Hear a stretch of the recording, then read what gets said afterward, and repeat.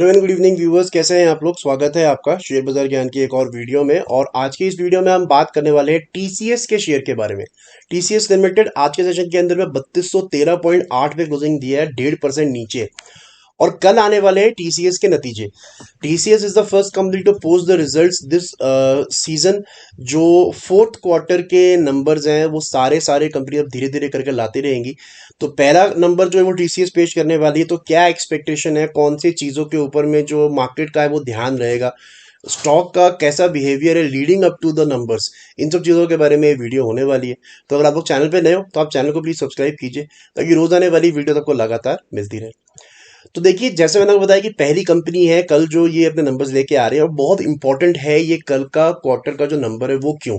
तो देखिए, आपने अगर पीछे की न्यूज़ फॉलो करी होगी तो जो एक्सेंचर के नंबर्स आ रहे हैं, जो ग्लोबली आईटी कंपनीज के नंबर आ रहे हैं, उसके ऊपर में सबका ध्यान है। बिकॉज उसी से डिमांड जो है वो मेन पता चल रही है। बिकॉज जैसा आप जानते हो कि हमारे यहाँ का जो आईटी सेक्टर है उसको ज़्यादा काम मिलता है from the west, from the US, from Europe. और यूरोप के अंदर में जो रिसेशन की बातें हो रही हैं उसका कहीं ना कहीं इंडिकेशन इस क्वार्टर में आए हुए ऑर्डर्स, इस क्वार्टर में आया हुआ रेवेन्यू, इस क्वार्टर में आया हुआ मार्जिन्स, इस पे डिपेंड करेगा।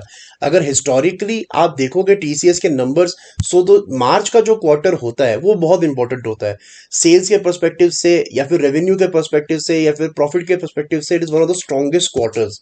Even if you look at March 2020, अगर आप पूरे साल का नंबर निकालोगे तो मार्च का क्वार्टर हमेशा एक ऊपर होता है। बिकॉज ईयर एंडिंग होता है, बहुत सारे कंट्रीज के अंदर में नए काम मिलता है, नई डील्स मिलती हैं। So always the March number are something to watch out for. जो पूरे साल में पीक क्वार्टर्स होते हैं उनमें से एक क्वार्टर मार्च का जरूर होता है, स्पेशली दिसंबर के बाद में। दिसंबर वाला क्वार्टर मैंने जो पहले वीडियोस भी बनाई हुई है अबाउट द नंबर्स, उसके अंदर बताया कि दिसंबर का क्वार्टर थोड़ा सा स्लो होता है फॉर द आईटी सेक्टर। सो कल जब ये टीसीएस के नंबर आएंगे तो ये देखना होगा कि क्या रेवेन्यू बढ़ा है फ्रॉम दिसंबर। दिसंबर में 58,000 करोड़ का इन्होंने रेवेन्यू जो है वो क्लॉक किया था। क्या मार्जिन बढ़े हैं, दैट इज वेरी इंपॉर्टेंट। 27% के मार्जिन पे कंपनी इस टाइम पे काम कर रही है। आगे आने वाले समय के अंदर में कंपनी का क्या मानना है इन टर्म्स ऑफ इन्वेस्टमेंट्स, क्या वो जो सेक्टर्स हैं specially banking finance sector. Because देखिए, जो टीसीएस का सॉफ्टवेयर है, इन्फोसिस है, ये सारे के सारी कंपनी ज़्यादा सॉफ्टवेयर बनाती है for the banking sector.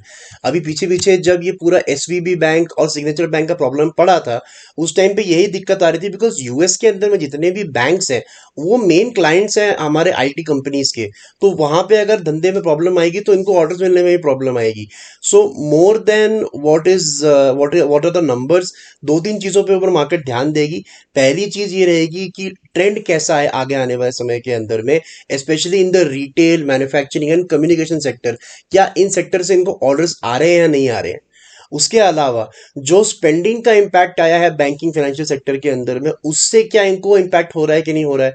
Constant currency term के अंदर में इनका कितना ग्रोथ हुआ है, that is also going to be very important. अब कांस्टेंट करेंसी क्या होता है, देखिए जैसे आपको पता है कि क्योंकि इनका जो मेन काम आता है वो बाहर की कंट्रीज से, बड़ी कंट्रीज से आता है, तो इनका काम आता है डॉलर्स के अंदर में। अब एक चीज ये होती है कि डॉलर में जो कमाई आई है, डॉलर का प्राइस ऊपर नीचे जाता है, तो जरूरी नहीं है कि आज जो कंपनी को ऑर्डर मिला है और जो कल ऑर्डर मिला वो सेम प्राइस में मिला हो। सो इसीलिए एक टर्म आती है जिसको कहते हैं कांस्टेंट करेंसी, कि एक पर्टिकुलर टाइम के लिए, जैसे 3 महीने का आप रिजल्ट दे रहे हो तो 3 महीने के लिए डॉलर का प्राइस को माना जाएगा एक पर्टिकुलर प्राइस, उसको फ्लक्चुएट नहीं होने दिया जाएगा, उसको कांस्टेंट रखा जाएगा। और फिर देखा जाएगा कि जो ग्रोथ हुई है वो कांस्टेंट करेंसी के टर्म में कितनी हुई है, ताकि जो वॉलेटिलिटी ऑफ द करेंसी है वो ग्रोथ के नंबर्स को इम्पैक्ट ना करे। सो कांस्टेंट करेंसी के नंबर्स भी देखने पड़ेंगे। So all in all it's going to be very interesting कि कैसा होने वाला है। बिकॉज रिसेशन की बातें हो रही है अमेरिका के अंदर में, वेस्ट के अंदर में, और उसका डायरेक्ट इम्पैक्ट पड़ता है इन कंपनीज के ऊपर में। अगर स्टॉक की बात करेंगे तो डेली चार्ट अगर आप टीसीएस का देखोगे तो थोड़ा सा रिजल्ट से पहले थोड़ा सा वीक है।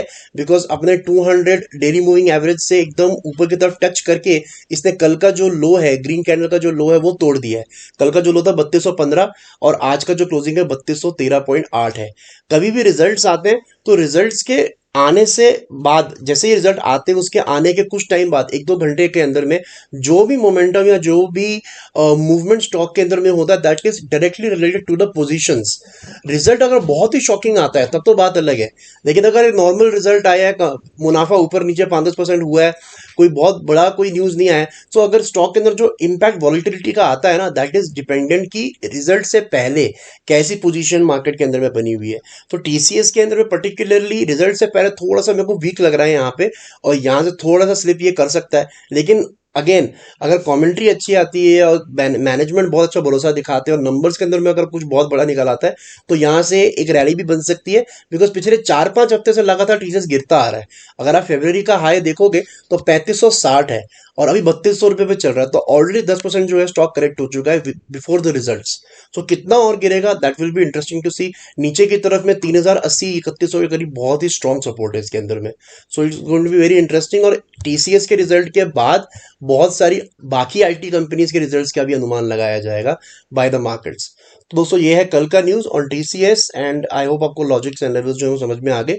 कोई सवाल है आपका तो आप कमेंट सेक्शन में डाल सकते हो। मैं मिलूंगा आपसे अपनी अगली वीडियो में। तब तक आप अपना ख्याल रखें and all the best guys.